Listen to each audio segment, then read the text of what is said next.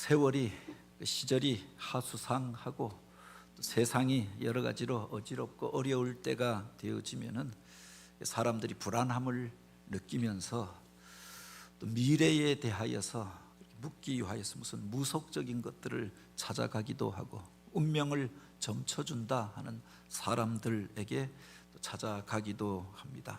근데 그의 운명을 가장 확실하게 분명하게 알 수 있는 장소가 있습니다. 그의 미래를 점쳐보는 시금석이 되어지는 곳이 있습니다.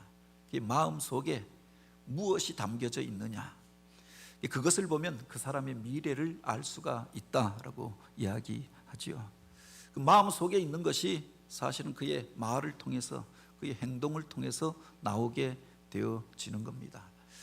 그가 그렇게 마음속에 있었던 것들을 말로 표현하고 행동으로 그렇게 행하면서 그것이 그의 삶의 습관이 되어지고 모습이 되어지잖아요. 그게 사실은 그의 미래를 결정하게 되어지는 것 아닙니까? 오늘 우리들의 마음속에는 어떤 것들이 담겨져 있습니까? 사람을 바라보고 세상을 바라볼 때 어떤 마음을 품고 행하고 있습니까? 세상에 우리가 지킬 만한 것들이 많이 있지만 무릇 그 지킬 만한 것들 가운데 너희 마음을 지키라, 여기서 너희 생명이 남이라 라고 하였습니다. 세상 바라보고 흔들리고 요동하는 것이 아니라 그 믿음의 중심을 지키고 그 속에서 하나님이 주신 소중한 것들을 지켜 행하는 저와 여러분이 되기를 원합니다. 동양 철학에서 일체 유심조라고 하는 말이 있습니다. 모든 것들이 마음에서부터 시작되어진다라고 이야기합니다. 행복도 불행도 또 그 사람의 성공과 실패도, 그리고 그렇게 세상 가운데서 오늘 우리가 원하는 그 모든 것들을 이루어가는 원리가 그 마음 속에 담겨져 있다라고 하는 겁니다.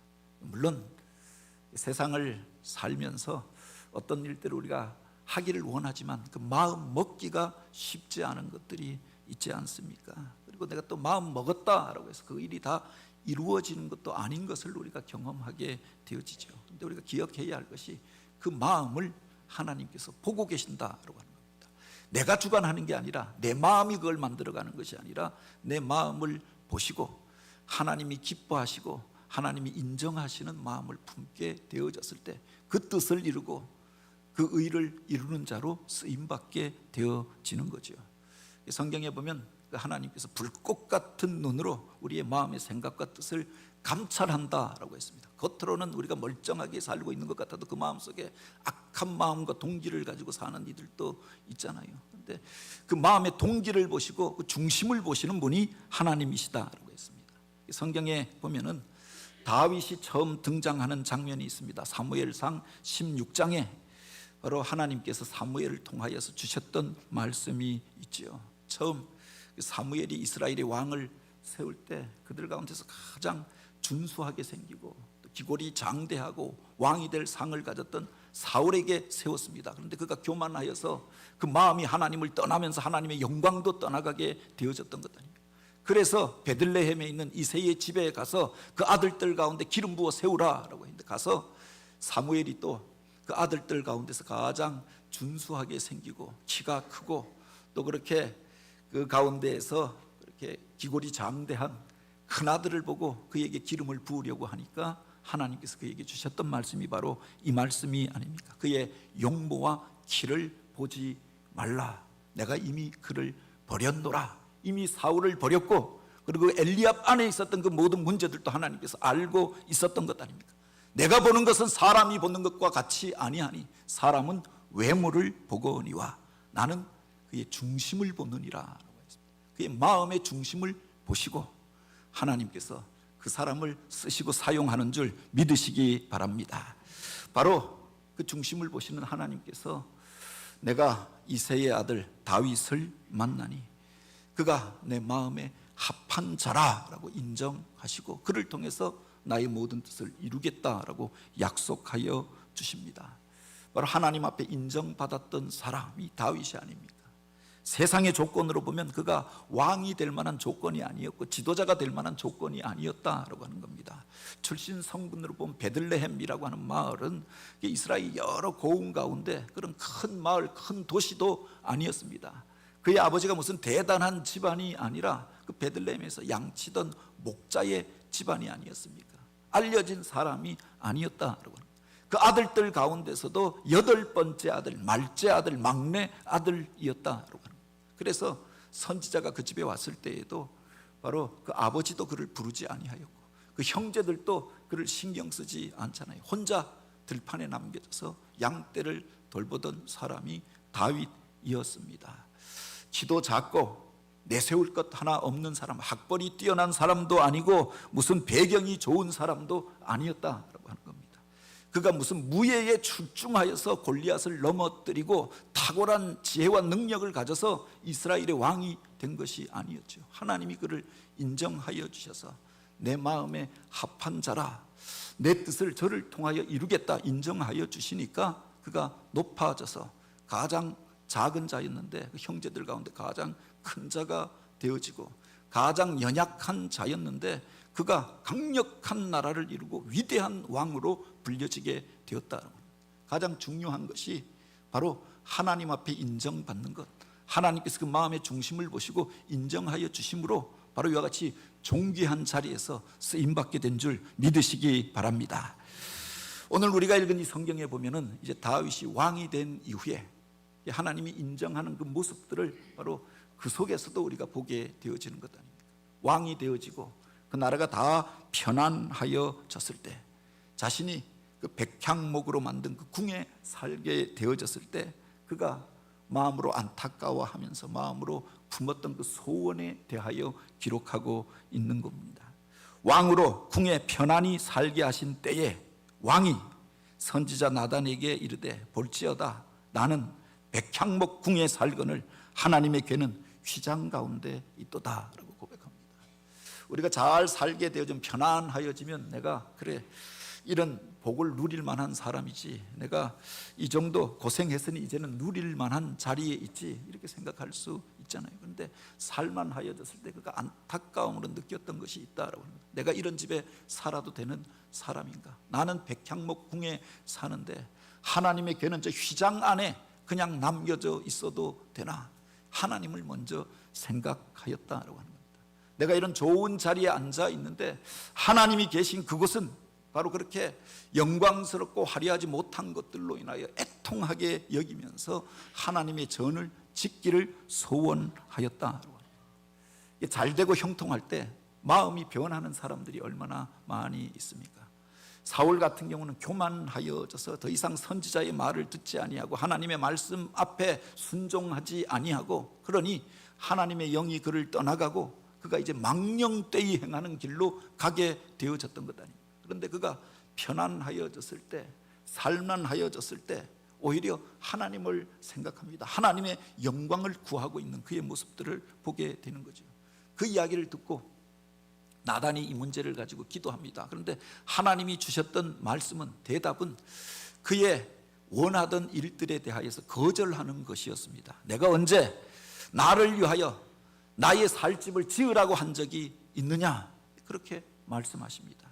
내가 그 광야길을 지나면서 성막 안에서 그 언약궤 가운데 너희들을 만나주시고 그 지성소에서 너희들의 기도를 들어주었지만 내 집이 불편하다라고 이야기하면서 누구에게 백향목 궁을 지으라 그렇게 명령한 적이 있었느냐라고 반문하십니다. 천지 만물을 만드시고 우주의 그 모든 것들 가운데 가득 찬 그 모든 것들을 지으신 하나님이 인간이 만든 어떤 건물 안에, 무슨 휘장 안에 머물러 계실 수 있는 분이 아니죠. 한계 지을 수 있는 분이 아닌 것 아닙니까? 그것을 넘어서 계신 분이 하나님이 아니십니까? 하나님은 영이시니 너희가 영으로 예배할지니라 라고 하였습니다. 그 하나님을 어느 곳에 그냥 머무르게 하고 그곳에서만 하나님을 우리가 만날 수 있다라고 하나님을 제한하는 것이 되지 않겠느냐. 오히려 뒤에 보면 더 구체적으로 다윗을 향하여서 그렇게 말씀하십니다. 너희가 전쟁 가운데서 피를 많이 흘렸은즉 바로 너가 내 이름을 위하여 성전을 짓지는 못할 것이다. 구체적으로 바로 이 일에 대해서 거절합니다. 그가 전쟁을 벌여서 그래서 얻었던 재물을 가지고, 그래서 그것을 가지고 성전을 지었다라고 하면 사람들이 바로 이것을 나를 어떻게 생각하겠느냐. 그래서 오히려 다윗의 소원에 대하여서 다윗이 품었던 그 일에 대하여서는 하나님께서 거절하였다라고 합니다. 그래서 다윗은 그 일생 가운데 하나님의 성전을 짓지 못하잖아요. 마음의 소원을 품었지만 그 일은 이루지 못하였습니다. 그런데 이어지는 구절에 보면 내가 언제 너희에게 성전 지으라고 했느냐, 내가 언제 백향목 궁을 만들라고 하였느냐, 그렇게 말씀하셨던 주님께서 그런데 다윗을 축복하시는 겁니다. 내가 그로 온 이스라엘의 주권자로 삼고 내가 가는 모든 곳에서 너와 함께 있어 내 원수를 내 앞에서 멸하고 내 이름을 위대하게 하여 주리라. 그를 축복하여 주시는 내용이 이어지는 겁니다. 내가 내 백성 이스라엘을 위하여 한 곳을 정하여 그를 심고 그를 거주하게 하고 다시는 옮겨 다니지 못하게 하여서 악한 종류로 전과같이 그를 해하지 못하게 하리라. 이전에 그가 쫓겨다니며 고생하며 살았는데 이제 더 이상 쫓겨다니지 아니하고 이제 한 곳에 머물러서 그곳에서 그 나라를 다스리면서 악한 유가 그를 침범하지 못하고 고난당하지 않게 하겠다 약속하여 주십니다. 그만 축복해 주셨던 것이 아니라 내 수완이 차서 내 조상들에게 함께 잘 때에 내 몸에서 난 자식을 내 위에 세워 그 나라를 견고하게 하리라 또 약속하여 주시는 겁니다. 그를 향하여서 축복하여 주십니다. 그가 다스리는 그 나라를 잘되게 하겠다, 그의 자손을 내가 지켜주겠다라고 약속하여 주시는 겁니다. 이것을 가리켜 우리가 다윗 언약이라고 이야기하죠. 하나님이 다윗을 인정하시고 그를 지켜주고 그 많은 백성 가운데서 위대하게 만들어주겠다, 존귀히 여김받는 자리에 세워주겠다라고 이야기하십니다. 그의 평생을 내가 지켜주고 더 이상 악한 것들이 그를 침범하지 못하도록 그를 도와주겠다라고 약속하십니다. 그만 도와주는 것이 아니라 그의 자손들을 내가 축복하고 그 나라를 지켜주겠다라고 약속하여 주시는 거죠. 그래서 이스라엘 안에서 가장 정통성을 가진 바로 그 사람이 누구냐, 바로 하나님의 복이 계승되어지고 흘러가는 사람이 누구냐, 다윗 왕가라고 이야기합니다. 다윗이 하나님의 놀라운 축복을 받았습니다. 다윗에게서부터 난 자들을 통해서 하나님께서 이 땅을 축복하겠다, 이 놀라운 약속을 주셨던 거지요. 왜 하나님께서 그를 그렇게 축복해 주셨는가? 성전도 필요 없으신 분이 육체가 아니니 편안하게 살 곳을 구하였던 것도 아니십니다. 우주 만물을 주관하시는 하나님이 내가 과연 내가 살 집을 짓겠느냐 반문하셨던 주님이 실제로 그래서 다윗이 하나님의 말씀을 받고 성전을 짓지 못하였던 것 아닙니까? 그럼에도 불구하고 하나님께서 다윗을 축복해 주셨다라고 하는 겁니다. 바로 역대하 6장 8절에 보면 바로 이 일에 대하여 하나님께서 이렇게 말씀하십니다. 하나님께서 다윗에게 이르시되 내가 내 이름을 위하여 전을 건축할 마음을 가졌으니 이 마음이 너에게 있는 것이 내게 좋도다. 이것을 인정해 주셨던 겁니다. 그러니까 자기가 잘 되어졌을 때 하나님의 명예를 먼저 생각합니다. 하나님의 이름을 존귀히 여깁니다. 하나님의 전을 짓고자 하는 소원을 품었던 것, 그것 하나로도 하나님께서 기뻐하시고 그를 인정하시고 그를 축복해 주셨던 거죠. 내가 너를 통하여 이 세상의 그 아름다운 일들을 이루게 하겠다 약속하여 주었던 겁니다. 말만 들어도 좋다, 그 마음만 받겠다, 그리고 그를 축복해 주었다라고 하는 겁니다. 그 부모의 마음이 그렇지 않습니까? 부모가 평생 살면서 자녀들이 물론 나이가 아주 들고 약하여졌을 때 자식을 통하여 도움받는 것도 있지만 그 자식이 부모를 향하여 작은 것 하나만 하여도 기뻐하고 그것 때문에 감격하잖아요. 우리 아이들이 생일을 지나면서 그래서 언젠가 무슨 마트에 가서 장 보러 갔다가 스마트워치가 새로 나와서 그걸 이렇게 만지작 이거 어떻게 사용하는 건가 물어보고 하니까 생일날 우리 딸이 스마트워치를 사서 선물한 겁니다. 엄마가 자기 태블릿이 오래돼서 아이들 쓰던 거 쓰니까 자꾸 고장난다 하니까 그걸 선물한 겁니다. 아이들이 무슨 대학교 다니면서 아직 취직한 것도 아니고 대학교 4학년이고 임용고시를 준비합니다. 무슨 제대로 된 벌이가 없잖아요. 저녁 때 아르바이트 해서 번 돈 가지고 선물을 산 겁니다. 그게 감격이잖아요. 스마트워치가 진짜 필요했으면 제 돈으로 샀겠지요. 그런데 그냥 이게 어디에 쓰는 물건인고 호기심을 가지고 보니까 아빠가 저걸 좋아하는가 보다, 사고 싶은가 보다, 그래서 그것을 기억하고 있다가 생일날 선물한 겁니다. 그것 자체로 감격이고 감사한 겁니다. 내가 무슨 돈이 있다고 이런 거 샀느냐 이렇게 얘기했더니 그 말이 또 그렇게 감격인 겁니다.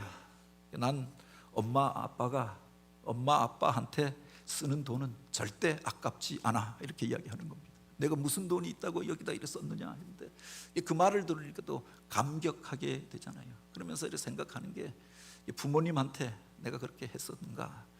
과거에 전도사가 되어져서 처음 사례 전담 전도사가 됐을 때 80만 원 받았습니다. 그리고 결혼하고 우리 집사람이랑 그래도 우리가 결혼하고 사는데 부모님한테 뭐라도 우리가 보내야 하지 않겠는가. 그래서 매월 80만 원 받을 때 10만 원씩 부모님한테 보내드렸습니다. 나중에 보니까 한 푼도 쓰지 않았더라고요. 다 모아가지고 거기다 덧붙여서 차 살 때 써라, 무엇 할 때 써라 주시는 겁니다. 그게 부모의 마음이 아니냐라고 합니다. 그 물질보다 소중한 것이 바로 그가 부모를 귀히 여기고 사랑하는 그 마음, 그것만으로도 감사하고 감격하는 거죠. 다윗이 이제 왕이 되어졌을 때 먼저 그것을 생각합니다. 하나님의 전을 짓기를 소원합니다. 자기가 좋은 집에 살면서 그게 불편한 겁니다. 내 집이 하나님의 집보다도 좋은 것처럼 느껴져서 그게 너무 죄송스러웠던 겁니다. 사람들에게 인정받고 영광 받으니까 그것 때문에 하나님 앞에 너무 죄송스러워서 하나님의 영광스러운 전을 짓기를 소원하였던 거죠. 그가 성전을 직접 지은 것이 아니었습니다. 그런데 그 마음만으로도 이 마음이 너무 좋도다 인정하시고 그를 축복하여 주셨던 거지요. 그가 하나님 앞에 인정받고 쓰임받았던 원리가 바로 여기에 있었는 줄 믿으시기 바랍니다. 우리 중심을 보시는 하나님, 그 마음을 보시는 그 하나님, 그가 모든 일들 가운데 하나님 우선주의로 살았더니 하나님을 생각하고 하나님을 의지하였더니 하나님께서 그를 책임져 주시니 인생 가운데 환난도 있었고 어려운 일들도 있었고 고비도 있었지만 그때마다 도우시고 점점 잘 되는 인생이 되었다. 다윗이 성전을 짓기를 소원하였던 것이 있습니다.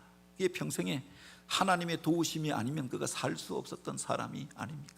들판에 홀로 남겨져서 그 양떼를 돌보는데 맹수가 닥쳐오면은 자기 힘으로 이길 수가 없었잖아요. 그래서 하나님을 의지하고 하나님의 함께 하심을 믿고 그 맹수들과 맞서 싸웠던 것 아닙니까? 그 속에서 신앙을 훈련하였던 사람이 아닙니까?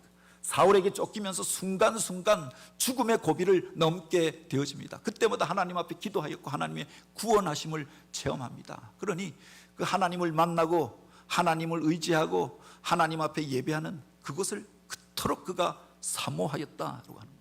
그것이 먼 곳에 있으니 실로에 있으니 바로 그 하나님의 성전이 바로 내 집 앞에 있어서 예루살렘이 중심에 세워졌으면 좋겠다라고 생각하였던 거죠. 날마다 그곳에 가서 예배하고 날마다 그곳에서 하나님을 만나고 하나님의 은혜를 누리면 얼마나 좋을까. 그러니 왕이 된 이후에 가장 먼저 품었던 일이 바로 하나님의 성전을 짓기를 원하였다. 자기만이 아니라 내가 이런 은혜를 받고 하나님 앞에 쓰임받고 이런 복을 받았는데 바로 이 백성들도 하나님 만나고 하나님의 은혜를 체험하고 하나님 앞에 나와서 그런 복을 누리며 살았으면 좋겠다. 그래서 만민이 예배할 성전을 짓고자 하였던 거죠. 작은 성막 안에 들어가서 제사장 몇이 예배드리고 끝나고 기도하는 것이 아니라 만민이 나와서 함께하여서 하나님을 예배하고 하나님의 영광을 체험하고 하나님의 복을 누리며 사는 그런 거룩한 꿈을 꾸었던 것 아닙니까? 그 마음을 하나님께서 귀히 여기셨다. 다윗이 힘들고 어려울 때 그가 피하였던 곳이 있습니다. 그가 사울이 그를 죽이려고 할 때 칼을 들고 쫓아올 때 그래서 그가 아둘람 굴로 피하고 광야에 있었던 이름 모를 굴 속에 숨어서 지내고 또 유다 광야로 피하고 도망 다니다가 더 이상 갈 곳이 없어서 그가 갔던 곳이 있습니다. 사무엘이 머물던 곳 라마 라옅이라고 하는 곳을 찾아가게 되었죠. 선지자가 있는 곳, 예배하는 그곳, 말씀을 가르치고 믿음의 공동체가 있는 그곳을 찾아갑니다. 그때 사울이 그 이야기를 듣고 자객을 보냈잖아요. 칼 잘 쓰는 사람을 보내어서 그를 죽이게 합니다. 그런데 갔다가 칼 들고 갔다가 그곳에서 말씀 듣고 예배의 자리 가운데서 은혜 받고 그가 칼을 내려놓고 같이 하나님을 찬양하고 예배하고 돌아오지 않는 겁니다. 그래서 한 명이 아니라 그 다음에 여러 명을 보내잖아요. 가서 그를 반드시 잡아오든지 죽여버려라. 갔는데 그들이 또 그곳에 가서 은혜 받고 무장을 해제하고 같이 하나님을 예배하게 되었던 겁니다. 나중에 사울이 직접 군사를 이끌고 라마 나요스로 찾아오잖아요. 그런데 그곳에 그가 올라갔다가 그도 하나님 앞에서 성령 받고 거꾸러져서 옷을 다 벗고 자기 왕의 권세를 자랑하던 화려한 옷을 벗고 벌거벗겨진 채로 그곳에서 하나님을 찬양하고 예언을 합니다. 바로 하나님이 이곳에 계시도다. 죄인을 심판하시도다. 하나님이 다윗을 보호하시는도다. 하나님이 저의 편에 있도다. 그를 죽이러 갔다가 왕이 거기서 벌거벗겨져서 그렇게 하나님의 말들을 예언하게 되었다라고 합니다. 다윗이 이 모든 것들을 체험하면서 하나님이 도와주셔야 내가 살 수 있는 자다라고 하는 것을 고백하였던 것 아닙니까? 그런 믿음의 공동체가 이 예루살렘 안에 그 성전으로 세워져서 온 백성이 나와서 그 영광을 체험하고 하나님의 보호하심을 입고 살았으면 좋겠다. 거룩한 소원을 품게 되어졌던 거죠. 이것을 하나님이 기뻐하셨다라고 합니다. 하나님을 귀히 여기는 사람, 먼저 하나님의 마음을 헤아리고 하나님 안에 거하기를 원하였던 사람, 하나님을 예배하는 그 처소를 사모하고 기대하였던 그 사람, 그를 축복하여 주시는데 바로 저의 마음이 나에게 좋도다라고 이야기, 내 마음에 합한 자라라고 인정하시고 내 뜻을 저를 통하여 이루어 가리라라고 약속해 주셨던 거죠.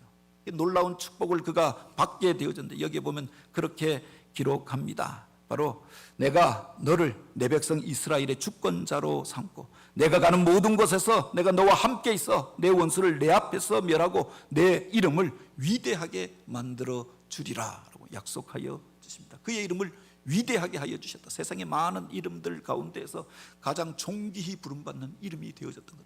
이스라엘 역사상 수많은 왕들이 있었습니다. 그 속에서 가장 위대한 왕으로 불림받는 이가 다윗이 아니냐라고 하는 겁니다. 성경 안에 수많은 믿음의 사람들이 있습니다. 그 중에서 가장 많이 기록되어져 있는 이름이, 예수 다음으로 기록되어져 있는 이름이 다윗의 이름이 되어졌다. 예수님을 향하여 찬양하는데 그 앞에 형용사로 붙는 것이 바로 그것 아닙니까? 다윗의 자손 예수여 나를 구원하소서. 바로 많은 사람들 가운데서 존귀히 여김받는 이름이 되어졌던 거죠. 의로운 왕을 호칭할 때 저가 다윗의 길로 행하여 하나님께서 그를 축복하였다. 하나님이 저와 함께 하셨다. 그렇게 기록하고 있는 겁니다. 그 이름을 위대하게 만들어 주셨던 것 아닙니까? 마지막에 우리 가운데 오셔서 우리를 심판하실 그분에 대하여 기록할 때에도 그렇게 기록하여 놓고 있는 겁니다. 다윗의 열쇠를 가지신 이가 이르시되라고 그렇게 기록하고 있습니다. 다윗이 그 열쇠가 되어진다라고 하는 겁니다. 하나님 앞에 인정받고 하나님의 뜻을 이루는 자의 열쇠가 되어졌던 자가 다윗이었다라고 하는 겁니다. 하나님을 존중히 여기는 자를 하나님께서 존중히 여기시고 그를 통해서 그 복을 이 땅 가운데 부어주신 줄 믿으시기 바랍니다. 내가 내 백성 이스라엘을 위하여 한 곳을 정하여 그를 심고 그를 거주하게 하고 다시 옮기지 못하게 하며 악한 종류로 전과같이 그를 해하지 못하게 하리라 라고 하였습니다. 세상 살면서 많은 고난과 어려운 일들을 겪었습니다. 한 곳에 머물러 살지 못하고 쫓겨다니며 살았던 삶이 아닙니까? 그런데 하나님께서 이제 한 곳을 정하여서 다시금 옮겨다니지 않게 할 것이고 악한 유가 다시는 그를 범하지 못하게 하리라 약속하여 주십니다. 모든 전쟁에서 승리하게 하여 주십니다. 대적들이 조공을 가지고 찾아오게 하여 주십니다. 예루살렘이 모든 나라의 중심이 되어지고 바로 그 속에서 하나님께서 영광 받으실 만한 일들로 가득하게 하여 주었던 것 아닙니까? 하나님이 축복하신 자의 대명사가 되어졌던 거죠. 그만이 아니라 바로 그 자손들을 지켜주시고 그 복이 그들에게 전승되게 하였다라고 합니다. 내 수완이 차서 내 조상들과 함께 잘 때 내가 내 몸에서 날 자식을 내 위에 세워 그 나라를 견고하게 하리라 라고 약속하십니다. 나는 그에게 아버지가 되고 그는 내 아들이 되리니 라고 하였습니다. 내가 너의 아버지가 되어서 너의 빽이 되어서 너를 도와주었던 것처럼 너에게서 날 자들이 바로 이와 같이 이런 복을 누리며 살게 될 것이니 바로 그가 그 위에서 그 나라를 다스리게 될 것이고 그 나라를 내가 경고하게 될 것이다 라고 약속하여 주십니다. 때때로 저들이 잘못할 때 징계의 채찍을 들 수는 있으나 저들이 돌이키면 내가 그들을 다시금 축복하여 주리라 라고 약속하여 주셨던 거죠. 그래서 이스라엘 사람들이 자기들의 정통성을 다윗에게서 찾고 있었던 겁니다. 그를 축복하여 주시고 그 계보가 이어지게 하여 주시고 그 나라를 지켜주셨던 사람, 그가 다윗이었다라고 합니다. 이 얼마나 멋지고 복되고 아름다운 약속입니까? 약속으로 끝난 것이 아니라 그렇게 하나님 앞에 쓰임받고 그 복을 누리며 살았는 줄 믿으시기 바랍니다. 어떤 마음을 품고 있었느냐? 꼭 우리가 하나님 앞에 헌금하고 헌신해야 하나님의 뜻이 나타나고 하나님의 일을 할 수 있는 것이 아닙니다. 그 하나님이 이 전 안에만 계신 것이 아니라 이 천지 만물을 다 만드신 분이 하나님이 아니십니까? 그러나 그가 하는 일이 하나님의 명예를 위하여, 하나님의 이름을 위하여 하나님을 존중히 여기고 하나님 우선순위로 살아가는 그 사람, 그를 귀히 여기시고 축복하여 주셨던 거지요. 세상에서 잘 될 때, 무엇이든지 형통할 때, 높아졌을 때 교만하여 하나님을 떠나간 자가 아니라 그 속에서 하나님의 영광을 나타내고자 애썼던 그 사람, 그를 도우시고 그와 함께 하신 줄 믿으시기 바랍니다. 오늘이 종려주일입니다. 우리 주님께서 예루살렘을 향하여 올라가십니다. 예루살렘에 들어가시면서 주님께서 가장 먼저 찾아가셨던 곳이 있습니다.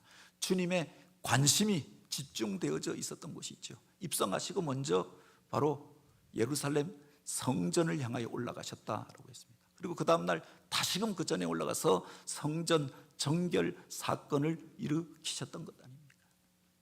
그 성전의 상태를 보면서 겉으로는 화려하였는데 헤롯이 금은으로 장식하고 화려한 모습으로 빛났는데 그것을 보시면서 주님께서 우셨다라고 하였습니다. 그리고 그 성전 앞에서 장사하던 사람들을 쫓아내십니다. 채찍을 휘두르시고 그들의 좌판을 엎어버리십니다. 성경 안에서 그렇게 분노하시는 모습을 볼 수가 없잖아요. 온유하시고 겸손하셨던 주님, 평화의 왕으로 오셨던 주님, 그렇게 약한 자들 편에 서주시고 그들의 친구가 되어주셨던 주님께서 불같이 분노하신 장면이 있는데 바로 주의 성전을 엉뚱한 것들로 채워가고 있는 이들로 인하여 분노하시고 그들을 쫓아내십니다. 그리고 상징적인 사건을 일으키셨던 것 아닙니까? 그 성전에 오르는 그 길에 있었던 무화과 나무를 보시고 입만 무성하였던 그것을 보시고 주님께서 그 나무를 책망하십니다. 그리고 저주하시잖아요. 그 나무를 향하여 분노하셨던 것이 아니라 그 상징적인 모습이 있었던 것 아닙니까? 입만 무성하고 겉은 화려한데 열매 맺지 못하는 나무를 책망하셨던 게 아닙니까? 성전이 무엇이냐? 하나님 앞에 나와 만민이 기도하는 집이라고 했는데 정작 기도는 하지 않고 하나님 앞에 영광 올려드리지 않고 자기의 유익만을 구하면서 세상의 것들로 화려함만을 추구하는 그들을 책망하셨던 것 아닙니까? 주님의 관심이 어디에 있는가라고 하는 것을 바로 이 종려주일에 일어났던 사건을 통하여 성전 정결 사건을 통해서도 우리가 보게 되기를 원합니다. 예배하는 이곳에 주님의 관심이 있으셨다라고 하는 거죠. 그들이 어떤 마음으로 주님 앞에 나와 예배하는가, 이것을 주님께서 보고 계시고 그 마음의 중심을 아시고 진실한 마음으로 주님을 섬기고 주님의 영광을 위하여 사는 그들을 축복하시는 줄 믿으시기 바랍니다. 우리가 3월 한 달을 지나면서 또 오늘까지 예배를 마칠 때마다 부르는 찬양이 있습니다. 우리는 주의 움직이는 교회. 그 성전은, 그 교회는 한 곳에 고정되어 있는 것이 아니지요. 움직이는 교회라고 했습니다. 바로 우리가 주님의 몸된 공동체를 이루고 교회를 이루고 함께하여서 주님의 영광을 올려드리며 살고 있지 않습니까? 원하고 바라기는 주님께서 우리 가운데 임재하여서 주님이 움직이시고 주인 되신 그런 교회 되길 원합니다. 그런데 그 후렴구에 이런 구절이 나오잖아요. 두 손 들어 주님의 보좌를 만들고 온 마음 다해 경배하리라고 했습니다. 우리가 두 손 들고 하나님을 환영하고 또 하나님을 찬양하는 모습을 그렇게 표현합니다. 그런데 두 손을 드는 일들 가운데 상징이 있지 않습니까? 내가 하나님 앞에 항복하고 하나님을 주와 왕으로 인정하는 것, 이게 두 손 드는 행위 속에 담겨져 있는 거죠. 또 다른 의미는 그 주님을 환영하고 기대하는 겁니다. 주여 오시옵소서, 날 다스려 주옵소서, 나의 인생을 주관하여 주시옵소서 하는 그 기대가 그 두 손을 드는 행동 속에 담겨져 있다. 다른 하나는 주님을 환영하고 찬양하는 모습이 바로 이 두 손을 드는 행동 속에 담겨져 있는 것 아닙니까? 그런데 그 뒤에 보면 이렇게 표현합니다. 구름 날개 사이에 임하신 것처럼 내 위에 임하소서라고 했습니다. 성막을 만들게 하고 지 성소에 언약궤를 짓게 합니다. 그리고 그 위에 덮개를 만드는데 그룹으로 천사의 모양을 닮은 그룹을 만들게 하고 바로 그 천사의 날개를 들어서 그것을 덮는 모양으로 만들게 하였다라고 하는 겁니다. 그곳에 내가 임재할 것이고 그곳에서 내가 너희를 만나 주리라 라고 약속하였던 거죠. 그 자리를 가리켜 시은소라고 이야기합니다. 하나님의 은혜가 임하는 자리. 죄를 범하였을지라도 그곳에 나와서 그 지성소에 들어와 바로 그 은혜의 자리를 붙잡고 기도하는 자에 죄를 사하여 주리라 라고 약속해 주셨습니다. 그래서 속죄소라고도 불렀던 거지요. 그런데 이 찬양에 보면 우리가 두 손 들어 주님의 보좌를 만들고 마치 천사들이 그렇게 언약궤 위에서 두 팔을 두 날개를 펴고 있는 것처럼 주님을 환영하고 든 그 속에 하나님께서 임재하셔서 구름 날개 사이에 임재하셨던 것처럼 내 위에 임하소서 그렇게 찬양하는 거죠. 주님 앞에 나와 예배할 때 그렇게 하나님 앞에 항복하고 하나님을 의뢰함으로 나아가길 원합니다. 주님의 임재하심을 구하며 기대함으로 두 손 들고 찬양할 때 그때 임재하시는 영으로 임재하시는 주님을 만나고 그 영광을 체험하는 우리가 되길 원합니다. 바로 너희 몸이 하나님이 거하시는 거룩한 성전인 줄 알지 못하였느냐라고 했습니다. 예배 때마다 우리가 사모함으로 주님을 찬양하고 기대하며 주님 앞에 나아갈 때 오늘 우리 몸이 하나님의 은혜가 임하는 시은소가 되어져서 치유를 경험하고 회복을 경험하고 성령의 충만한 은혜를 덧입고 축복의 통로로 우리가 쓰임받게 되길 원합니다. 하나님이 쓰시는 사람, 하나님이 축복하시는 사람, 축복받을 만한 이유가 있더라라고 합니다. 나의 중심을 보시는 그 하나님 앞에서 정결하고 깨끗한 마음으로 하나님의 영광을 바라보며 찬양하며 나아갈 때 하나님의 은혜를 체험하고 하나님 손에 붙들려 쓰임받는 성도들, 그런 교회, 우리가 움직이는 교회가 되어져서 하나님의 뜻을 이루어가는 우리 모두가 되어지길 주님의 이름으로 축복합니다.